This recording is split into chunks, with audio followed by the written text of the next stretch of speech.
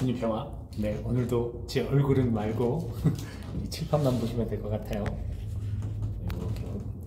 네, 여러분 이렇게 말씀드리면 좀 죄송한데, 여러분 부활 성야 때 세례식이 좀 많이 있어요 그때. 그리고 혹은 세례식이 없을 경우에 세례갱신식을 합니다. 그러면서 그때 끊어버립니다 예식을 하잖아요. 뭔지 아시죠? 마귀를 끊어버립니까? 예, 끊어버립니다. 죄를 끊어버립니까? 예, 끊어버립니다. 네, 끊어버립니다. 거짓말이죠. 유혹을 끊어버립니다. 유혹 못 끊잖아요. 근한 담배도 잘 못 끊고, 술 다이어트 계획도 내가 계획했던 것도 잘 못 지키는데, 그거보다 훨씬 강력한 마귀와 제 유혹 쉽게 끊어버릴 수 없어요. 그런데도 우리는 매년 다시 창피해하지도 않고 다시 예, 끊어버립니다 하고 크게 외치잖아요. 그죠? 아주 대놓고 공식적으로 공동체 전체가 거짓말을 하는 것과 같습니다. 참 창피해요. 그럼에도 불구하고, 그것이 거짓말임에도 불구하고, 지키지 못할 약속임에도 불구하고 우리는 끊임없이 반복합니다. 그게 바로 회개예요. 회개는 제일 중요한 게 그거예요. 반복성, 연속성, 진실성.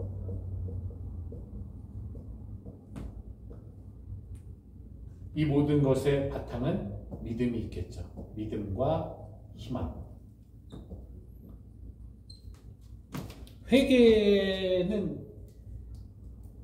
계속해야 되는 거예요. 그 계속한다는 얘기는 뭐냐면, 죄를 안 진다면 회개를 안 하겠죠. 죄를 계속 지인다는 것을, 죄가 계속 이어진다는 죄도 마찬가지예요. 반복성이 있고 연속성이 있어요. 이제 죄도 우리가 죄를 거짓으로 지지 않습니다. 진실로 져요. 그죠? 진실로 죄를 짓는 거예요. 아주 진심을 다해서. 그러니까 같은 의미의 그게 있어요. 하지만 이 죄는 이것이 없죠. 불신이죠. 하나님을 불신하고 불안하고 절망이 있죠. 죄에 있으면. 요게 반대. 즉, 이 회개가 하느님을 향할 때는 구원을 향해 가는 것이고요. 죄가 사탄을 향해 가면 지옥으로 가는 것이에요. 똑같아요. 죄나 회개나 이게 똑같아요. 근데 이 차이입니다. 간단하죠? 자, 어쨌든 우리가 끊어버린다고 잘도 부끄러운 거짓말을 또 하고 반복하면서 회개하고 다시 나아가는 이 여정이 우리 신앙생활에 제일 중요한 여정이 아닐까 싶습니다. 그래서 여기서 우리가 지금 말씀드린 대로 거짓말 같지만 또다시 결심하고 다짐하고 성사를 보고 다시 죄를 안 짓겠다고 결심하고 하는 이 모든 과정의 이유가 뭡니까? 바로 하느님을 향한 믿음과 하느님을 향한 사랑 때문이에요. 이건 제가 어제 주일미사 때 강론을 하던 중에 갑자기 나온 말인데, 그것이 여러분들하고 다시 한번 나누고 싶어서 제가 다시 말씀을 드리는 얘기인데, 자, 여러분은 하느님을, 테오스의 약자 하느님을 얼마나 믿고 계세요? 나의 믿음에 대한 평가를 해보시죠. 아마 믿음에 대해서 여러분이 얼마나 믿느냐 그러면 믿음이 부족합니다라고 얘기할 거예요. 믿음이 아주 그냥 요만해요. 믿음 모자랍니다. 부족합니다. 얘기할 거예요. 부끄럽습니다. 얘기할 텐데, 아니요. 그렇게 가볍게 얘기하지 마세요. 진짜 한번 내 믿음이 얼마나인지 보십시오. 과연 내가 하느님을 믿는다면서 내가 다른 어떤 것을 믿을 때, 하느님 말고 실질적으로 여러분이 살아가면서 내가 무언가를 믿었을 때, 그때의 나의 마음가짐과 태도랑 비교해 보십시오. 그럼 믿음이 거짓일 확률이 높아요. 거의 미비하다 못해 하느님에 대한 믿음이 그럴 수도 있어요. 진짜. 즉, 그냥 마치 태어나서 눈 떠보니 천주교 신자였던 사람, 이제 천주교 신자 부모 밑에서 태어나서 그냥 어려서부터 세례받고 그냥 습관적으로 신앙생활 한 사람은 그냥 믿는다고 생각하고 사는 거예요. 근데 정작 믿음의 시련이 오고 믿음의 시험을 보는 그런 상황이 왔을 때 흔들리는 거죠. 마치 제자들처럼. 예수님 함께 있을 때는 나는 진짜 예수의 제자다 잘난 척 많이 했지만 결국 그것이 예수님이 떠났을 때 뿔뿔이 흩어지잖아요. 그 믿음이 산산이 부서지잖아요. 그 믿음은 분명히 잘못된 믿음이잖아요. 거짓에 가까운, 완전 거짓은 아니고 거짓에 가까운, 거짓이라고 느껴질 만큼 미비한 믿음일 수도 있다는 거예요. 그러니 성찰해 보셔야 되는 거예요. 내 믿음의 위치가 지금 어디에 있는지. 막 열심히 믿는 것 같은데 알고 봤더니 하느님이라는 존재로 믿는 게 아니라 하느님의 일부분, 기적의 하느님, 전능의 하느님, 자비의 하느님, 어떤 일부분에만 심취해 있어서 하느님, 살아계신 하느님을 보는 게 아니라 내 구미와 내 신앙의 어떤 목표에 맞는 하느님만 보는 걸 수도 있어요. 편협된 신앙관을 갖고 있을 수도 있어요.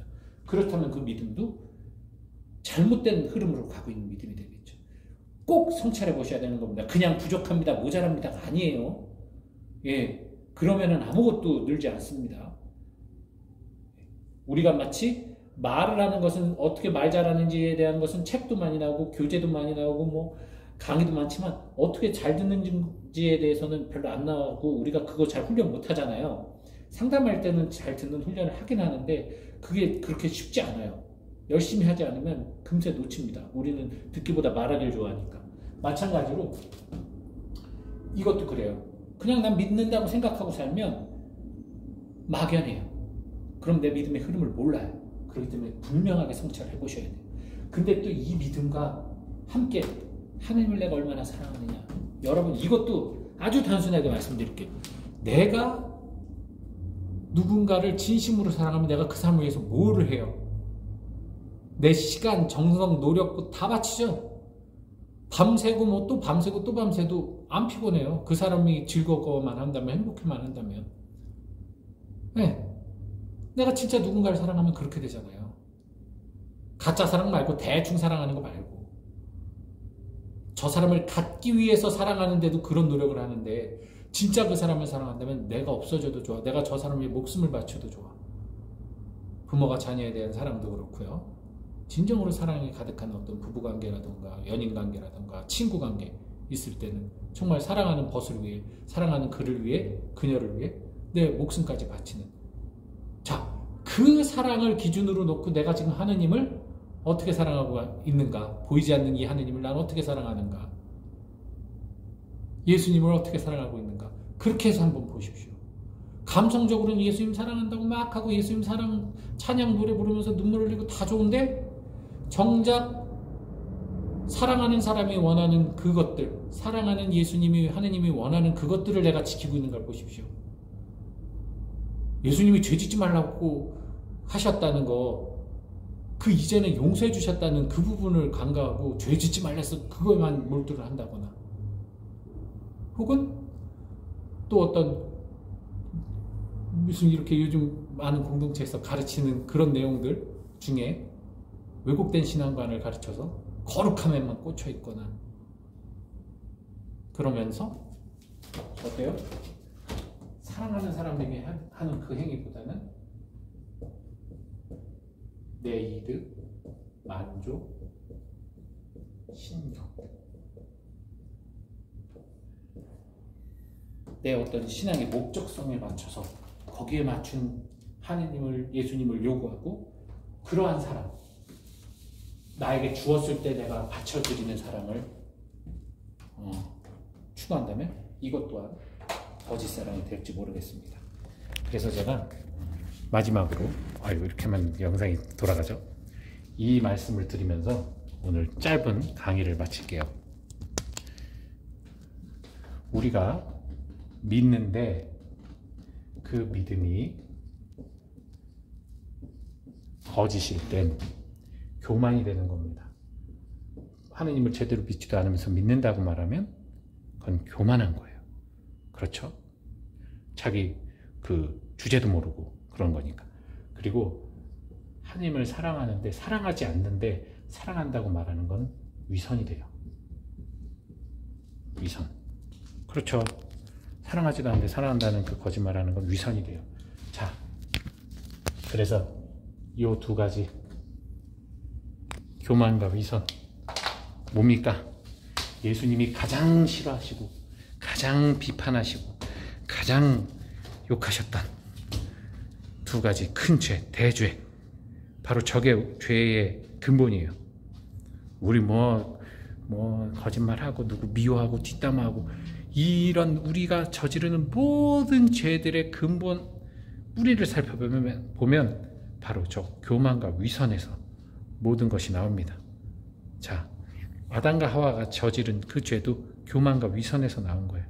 하느님을 불신하고 믿지 않고 하느님이 되려고 하는 그 교만함에서 선악과를 취하는 탐욕이 비롯됐고, 교만으로 인해서 탐욕이 일어났고, 그리고 모든 걸 알고 계신 하느님으로부터 숨어들려는 얄팍한 그 태도에서 위선이 시작된 거죠. 그들은 하느님께 부끄러워서 몸을 숨겼다고 얘기하지만 사실 부끄러워서 숨긴 게 아니에요. 하느님이 보기 싫었던 거예요. 보나마나 혼나겠지, 보나마나 우리를 비난하겠지. 그들이 하느님을 사랑했다면 용서를 청했겠죠. 사랑하지 못했던 거예요. 부끄러움과 수치심은 사랑하지 않을 때 나옵니다. 사랑하는 사람 앞에서는 수치심이 일어나지 않아요. 그러니 여러분, 위선과 교만과 믿음과 사랑은 종이 한 장 차이라는 거, 동전의 앞뒷면하고도 비슷합니다. 언제고 그게 넘어갈 수 있다는 걸 기억하시고 주님 안에서 늘 믿음으로 승리하고 사랑으로 위로받는 여러분 되시기 바랍니다. 주님 평안.